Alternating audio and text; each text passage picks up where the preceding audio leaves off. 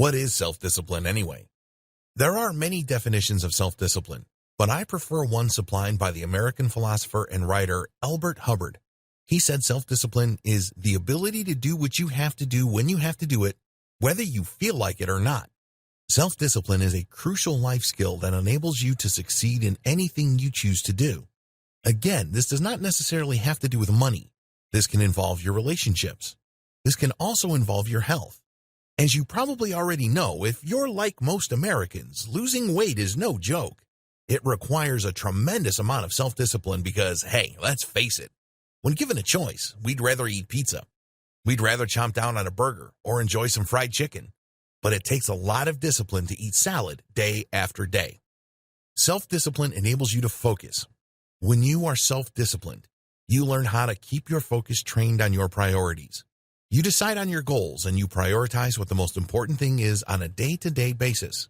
Once you're able to do that, your self-discipline then kicks in and you're able to zero in on that day after day. Your thoughts, your words, and your actions flow towards that goal. Of course, you're doing many other things, but there is a recurring theme in your life. There's this consistent focus. You're not just spinning your wheels or chasing your tail. There is a point to your day because in the back of your mind, you're inching one step closer to that grand accomplishment. This requires training. It also requires the ability to say no to shallow temptations and shortcuts. There are plenty of those. In fact, there are too many. When you instead choose to focus on the big picture and take care of the things that you need to focus on, every action you take and every day you spend brings you closer and closer to the desired outcome. Now, this doesn't mean that your journey is going to be faster. This doesn't mean that your journey will be smooth or everything will be easy. In fact, when you're working towards a big goal, there are almost always challenges you didn't anticipate. It's as if life is throwing you one curveball after another.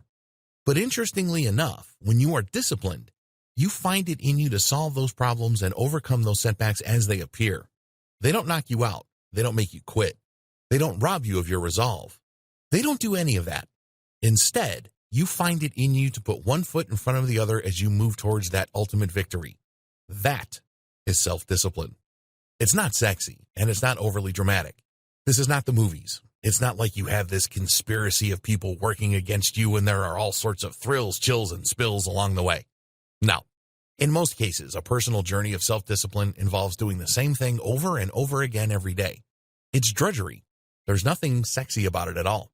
But your character is changing with each step. You become stronger and stronger as you turn down one temptation after another. Eventually, you will reach a point where you're saying, why am I doing this? There are so many other easier things I can do. There are always other shortcuts that I could have taken. Why am I doing this? You have to find the why. In other words, you have to find the purpose. Otherwise, it's going to be hard to take that next step. Self-discipline isn't as hard as you think. Self-discipline isn't as difficult as most people assume. Now, I'm not saying that it's easy. What's important is to understand that it has two phases. In the first phase, you don't know what you're doing.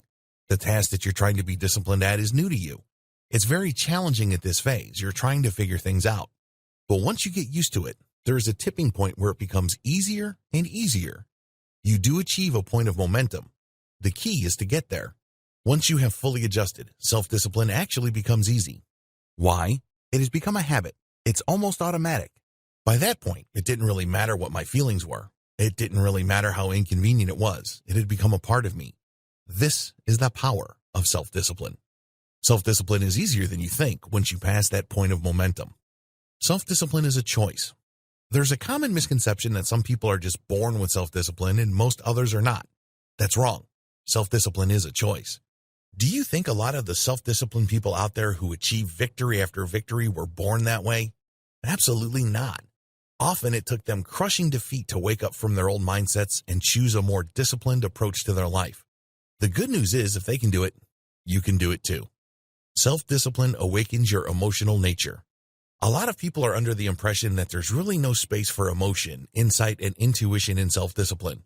They view it as some sort of automatic, almost mechanistic process. They think that it's soulless. They think that all you need is an iron will. Boy, are these people wrong.